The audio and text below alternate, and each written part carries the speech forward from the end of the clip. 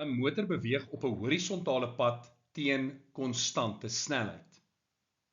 'n Konstante wrywingskrag werk tydens die beweging op die motor in. Watter stelling oor die drywing wat gedurende die beweging deur die motor verbruik word, is korrek?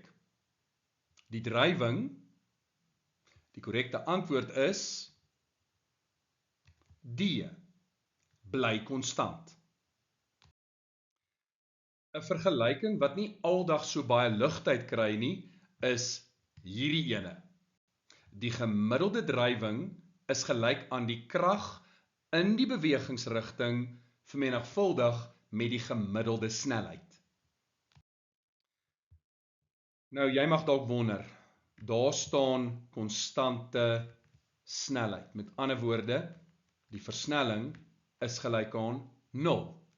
En volgens Newton se tweede wet is F net gelyk aan ma, en in hierdie geval is dit m maal met 0, en dit is gelyk aan 0. Met ander woorde, die netto krag is 0, en as jy 'n vryliggaamdiagram gaan teken, dan sal jy sien die krag wat inwerk op die motor is gelyk in grootte aan die wrywingskrag. En dan mag jy dalk vra, maar as F net gelyk is aan 0, moet die gemiddelde drywing dan nie ook 0 wees nie. En die antwoord daarop is nee. Kyk na die vraag. Die vraag vra pertinent vir die drywing deur die motor verbruik.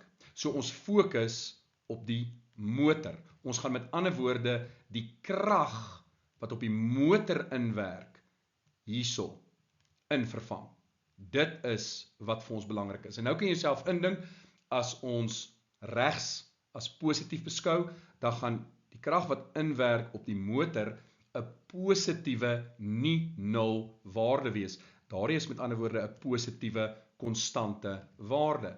En die snelheid gaan konstant wees en in die bewegingsrigting. So dit gaan ook 'n positiewe konstante waarde wees. Met ander woorde, die gemiddelde drywing wat deur die motor verbruik word, gaan ook 'n positiewe nie nul waarde wees.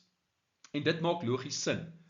Om die wrywingskrag te oorkom en die motor aan die beweeg te hou, word energie voortdurend omgeskakel.